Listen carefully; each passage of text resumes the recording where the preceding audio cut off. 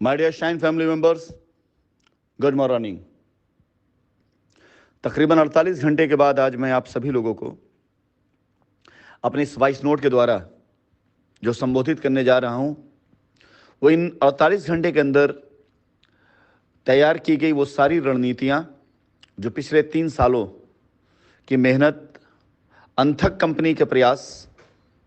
और सभी लोगों के जो विरोध में विपक्ष में खड़े हैं उनकी कूटनीतियां और बहुत सी चीज़ों का जो मिश्रण निकल करके अब बीच में आ रहा है, उन सभी के ऊपर पिछले 48 घंटे में बहुत कायदे से मंथन करने के बाद कुछ ऐसी बातें हैं जो मैं आप सभी के साथ अपनी वॉइस नोट में उसके छोटे मोटे अंश, लेकिन जूम मीटिंग में उसका पूरा का पूरा सारांश मैं आपके साथ डिस्कस करना चाहूँगा। ये पहली जूम मीटिंग होगी जहाँ पर रैंडमली लोगों को मैं अलाउ करूँगा अपनी बात रखने के लिए। बात चाहे जितनी कठिन क्यों ना हो, कितनी कड़ी क्यों ना हो, सवाल कितने पेचीदा क्यों ना हो, मैं उन सवालों का जवाब भी दूंगा। आप सभी लोगों से मैं कहना चाहूँगा कि एक वक्त था जब हम 80% डिपेंडेंट थे कि अपने कस्टमर्स की लायबिलिटी हम अपने प्रयासों से ख़त्म करें, और 20% ऐसा लग रहा था कि जो लोग लीगल में जा रहे हैं, जब लोगों की लायबिलिटीज़ ख़त्म होने लगेंगी तो ये लोग भी अपने आप इसी रास्ते पर आ जाएंगे। इसीलिए उस दरमियान मैं लीगल वालों काम नहीं करवा रहा था, लेकिन कुछ ऐसी शक्तियां थीं आपके बीच में जो आपका काम बगैर लीगल में गए हुए करवा सकते थे, लेकिन उन्होंने अपने प्रलोभन के चक्कर में,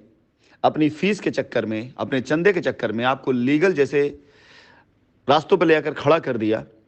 जहां पर कंपनी के पास कोई रास्ता नहीं था कि आपकी लायबिलिटी को बगैर लीगल ख़त्म किए जा करके ख़त्म कर सके। उस ज़माने में 80% हम पॉजिटिव थे कि हम आउट ऑफ कोर्ट जा करके सेटलमेंट करके जो लोग कोर्ट में गए उनको भी सेटल कर सकेंगे। हमारी नीयत तब भी गलत नहीं थी। अब सारा का सारा दारोमदार 90% वो न्यायालय की प्रक्रियाओं और उनकी क्रियाओं पर हो गया है। जो भी न्यायिक प्रक्रियाएं चल रही उसके ऊपर आज मेरा यानी कंपनी का 90% दारोमदार उसी पर है, और 10% आज बचा हुआ है ये कॉन्फिडेंस कि अगर जो लोग आते हैं उनको हम बाहर से सेटल कर सकते हैं। एक बात मैं आप सभी लोगों को और बताना चाहूँगा,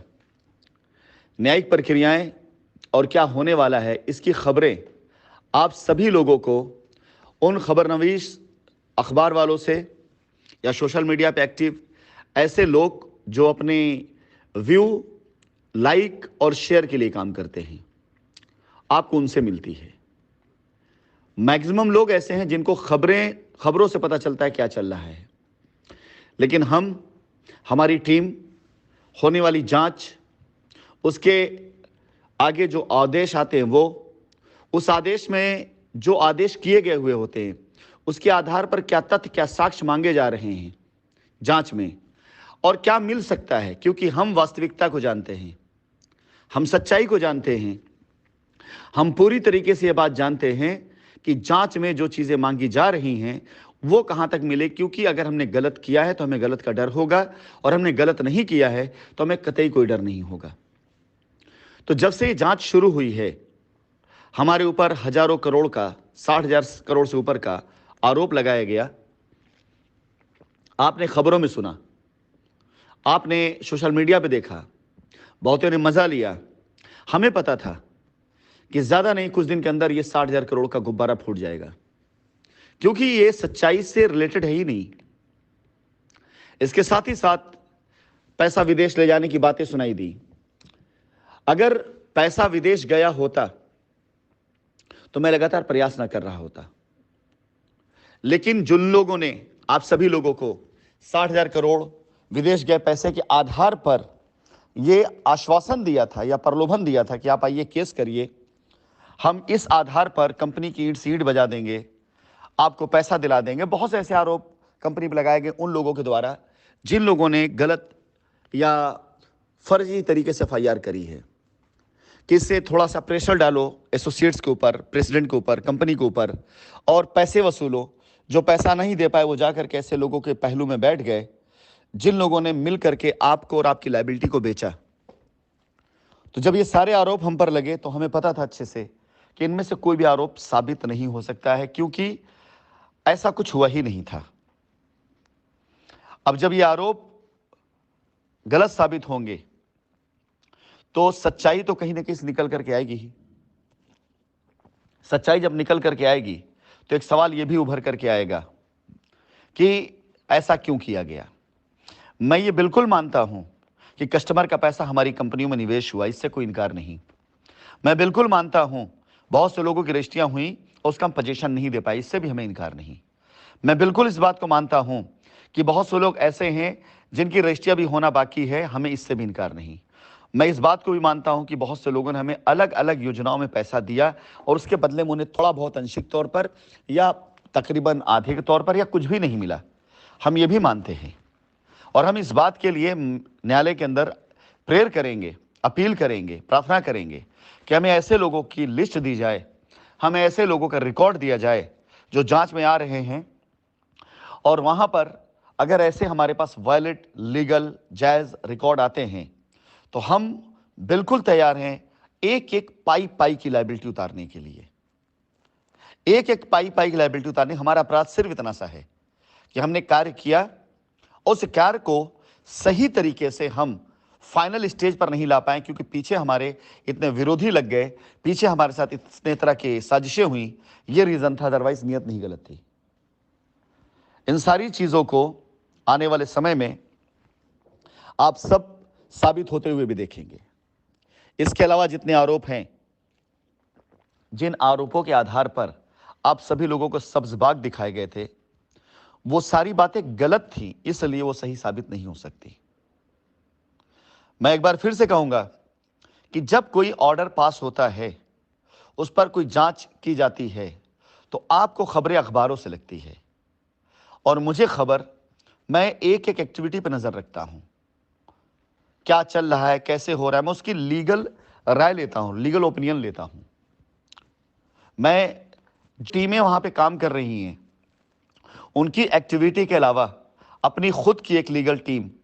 जिसके द्वारा मैं पूरी तरह से केस की मॉनिटरिंग कर रहा हूं, मैं उनसे भी राय मशवरा लेता हूं।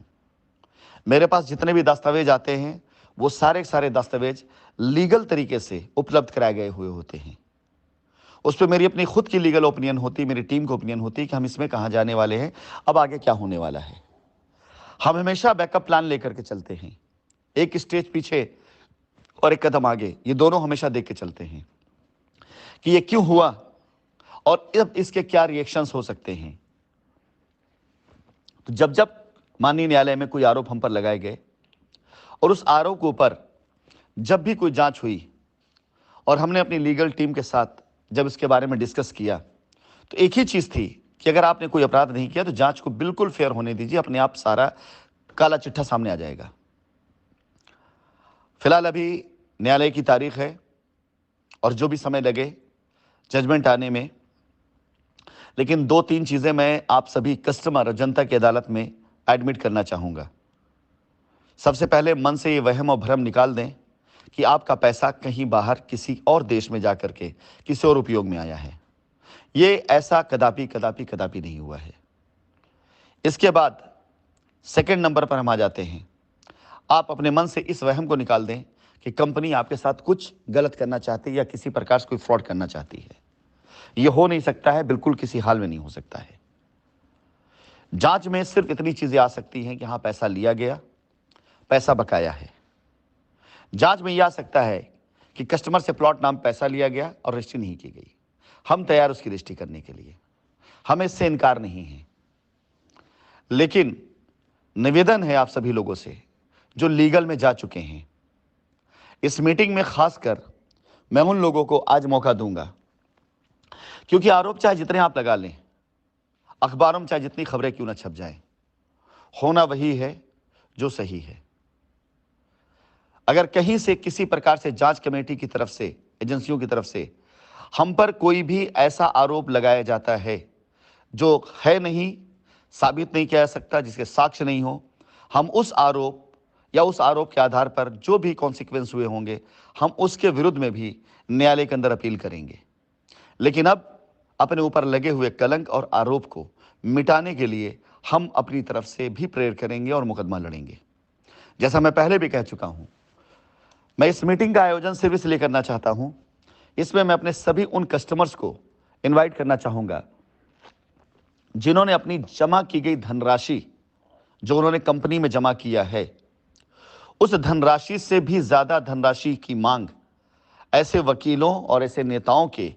सजेशन पर या उनके राय मशवरे पर डाला हुआ है एफआईआर में, जिसे वो किसी भी प्रकार से लीगली साबित नहीं कर सकते। अगर आपने कंपनी के अकाउंट में पैसे दिए हैं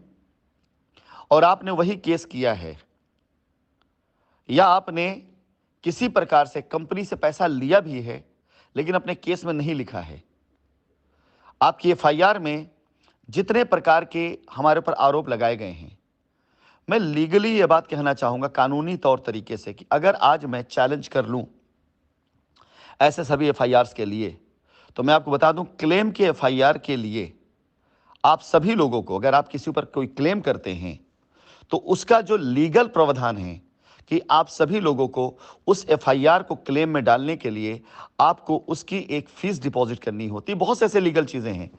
फिलहाल मैं उसकी बातें नहीं करता हूं, ना तो मेरा पात्र है कि मैं उसको कहीं किस प्रकार, लेकिन इन सभी एफआईआर के बारे में बात करना चाहूंगा जिन लोगों ने गलत तरीके से एफआईआर किया है। माननीय न्यायालय के अंदर कंपनी अपनी तरफ से पक्ष रखेगी, अपना रोड मैप रखेगी, अपने कस्टमर्स की लायबिलिटी खत्म करने के लिए भी पक्ष रखेगी। जिन्होंने एफआईआर नहीं किया उनको बहुत घबराने की जरूरत नहीं, बहुत परेशान होने की जरूरत नहीं, क्योंकि वो किसी प्रकार की लीगल एक्टिविटीज में नहीं है। उनका समझौता बड़े आसानी से किया जा सकता है, उस पर किसी प्रकार के कोई भी लीगल एक्शन जरूरत नहीं, कोई दस्तावेज जरूरत नहीं है। लेकिन जो लोग लीगल में चले गए हैं उन्हें तो या तो न्यायालय के अंदर अपने लेन देन को सबसे पहले वहां स्थापित करना पड़ेगा कि हाँ इन्होंने पैसा कंपनी को दिया है, जिसके लिए में भी जो प्रावधान है पहले जिसे मैं देखता चला आ रहा हूं, मैं पिछले 20 से 25 साल से हिंदुस्तान के मार्केट के अंदर कंपनियां देखता रहा हूं और इस प्रकार के सेटलमेंट कैसे होते हैं, उसके क्या लीगल प्रावधान होते हैं, मैंने सभी देखा हुआ है। हो सकता है भविष्य में जब कंपनी को या न्यायालय के द्वारा ये निर्धारित किया जाए कि आपकी लायबिलिटी को बिल्कुल खत्म किया जाए, तो आप चाहे जहां कहीं पर भी हो सकता है जांच एजेंसियों के द्वारा आपसे आपके पेमेंट के प्रूफ को मांगा जाए। आप उसे जब स्थापित कर देते हैं तो उसे स्थापित कर देने के बाद आपका जो भी पैसा कंपनी में जमा हुआ है वो मान लेने के बाद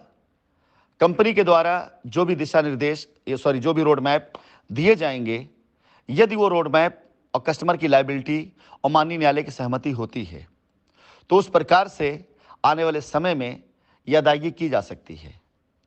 लेकिन उसके लिए आपको स्थापित करना पड़ेगा, साबित करना पड़ेगा और आपको माननीय न्यायालय के समक्ष अपने दस्तावेज रखने पड़ेंगे कि आपने पैसा कंपनी में दिया है या नहीं। नहीं तो ऐसे तो बहुत से लोग जिन्होंने पैसा कंपनी में नहीं भी दिया है वो हम पर आरोप लगा रहे थे और आरोप लगा रहे हैं। और ऐसे बहुत से एफआईआरों को मंथन करने के बाद, ऐसे बहुत से नाम को पढ़ने के बाद मेरी इच्छा हुई है कि मैं जूम मीटिंग को करूं जिसमें कम से कम मैं अपने शाइन सिटी के चेयरमैन होने का पद और उसकी जो गरिमा और उसकी जो जिम्मेदारी उसे निभा सकूं और आपको एक मैसेज तक दे सकूं। मेरे लिए चुपचाप इस मुकदमे को लड़ना बड़ा आसान था, बगैर आप कुछ बताए लड़ना बड़ा आसान था। आपके द्वारा लगाए गए आरोप जब खारिज होते तो एक खुशी की लहर दौड़नी चाहिए थी, लेकिन यकीन जानिए खुशी की लहर नहीं दौड़ेगी, ना दौड़ सकती है, तकलीफ होगी। क्योंकि आप एक बार नहीं, कंपनी के साथ तो एक बार गलत हुआ और आपको नुकसान हुआ, कंपनी के आने के बाद आप बारंबार ठगे गए हैं। अभी एक सज्जन का मैसेज मेरे पास आया, उन्होंने पोजीशन की मुझसे अपील करी। उन्होंने कंपनी के किसी जिम्मेदार व्यक्ति को पैसा देकर किसान से डायरेक्ट रजिस्ट्री करा ली है और वहां पर उनको पोजीशन नहीं मिला है, जो हमारे संज्ञान में भी नहीं है। यह 2020 के बाद की कहानी है, आरोप कंपनी पर है। ऐसे बहुत से लोग हैं जिनकी लेनदारी देनदारी हमारे साथ बिल्कुल नहीं है, लेकिन आरोप कंपनी पर है। ऐसा नहीं कि उनके साथ गलत हो जाएगा तो हमें खुशी होगी, तकलीफ होगी, क्योंकि हमारे कस्टमर हैं, हमारे कस्टमर के नाम पर उनके साथ छल किया गया है। निवेदन करूंगा सभी लीगल गए हुए लोगों को इस मीटिंग को ज्वाइन करें एफआईआर नंबर के साथ। जब आपका एफआईआर नंबर सामने होगा अपने रिकॉर्ड में चेक करने के बाद मैं आपसे बात करूंगा और निवेदन करूंगा उन लोगों से जो अभी तक एफआईआर में लीगल में नहीं गए, आप बिल्कुल परेशान मत हो, एकदम चिंता न करें। दिन वो करीब आ रहा है जब माननीय न्यायालय के द्वारा दूध का दूध और पानी का पानी हो चुका होगा। सच्चाई सामने आ चुकी होगी, कंपनी पैसा कहीं लेकर नहीं गई है। सच्चाई सामने आ चुकी होगी, कोई भी फ्रॉड नहीं हुआ है। सच्चाई सामने आ चुकी होगी कि हाँ, पैसे का मिसयूज नहीं बल्कि मिसमैनेजमेंट हुआ है। मिसमैनेजमेंट मतलब ये कि अगर कोई ज़मीन हमें आज खरीद लेनी चाहिए, हमने उसको एक लंबी ईएमआई प्लान पे लिया किसान से, क्योंकि हमने इसी तरह से ज़मीन बेची भी है। अब आज कहा जा सकता है, अब कंपनी खुली थी तो यही मैनेजमेंट था, लेकिन आज ये मिसमैनेजमेंट है, क्योंकि किसान कंपनी पैसा वापस करने से इनकार कर रहा है। 450 करोड़ से ऊपर का फंड कंपनी का ज़मीनों पर पड़ा हुआ है, लैंड फॉर एडवांस के तौर पर, एडवांस फॉर लैंड के तौर पर, और एजेंसियों के द्वारा दी गई रिपोर्ट है। तो अगर एक बार कंपनी को ये मौका मिलता है कि कंपनी अपने पैसे की रिकवरी करते हुए आप सभी की अदायगी कर सके, आप सभी की रजिस्ट्रियाँ कर सके, आप सभी को कब्जा दे सके, तो कंपनी से बेहतर कोई दूसरा ऑप्शन नहीं आपके पास जहां जा करके अपनी लायबिलिटी खत्म कर सके। आपको समझ में आता है तो कल की मीटिंग ज्वाइन करें, लेकिन आपसे अनुरोध है कि आप सभी एफआईआर वाले जितने भी लोग होंगे, ये मान के चले कि अगर कल आपको मेरी बात समझ में आई तो कोई टीम लीडर मत तलाशिएगा, कि कोई टीम लीडर मिलेगा और वो आपको रास्ता देगा, बल्कि आप चुपचाप जो रास्ता कंपनी दे रही होगी उस पर विश्वास करके यदि चलने का प्रण कर लेंगे तो विश्वास जाने आपको रोड मैप भी पसंद आएगा और कंपनी रोड मैप आपके तरीके से बनाएगी। मिलते हैं कल शाम की मीटिंग में। उससे पहले मैं चाहूंगा कि इस वॉइस नोट को और इस मीटिंग के लिंक को आप ज़्यादा से ज़्यादा लोगों तक ज़रूर शेयर करें। धन्यवाद।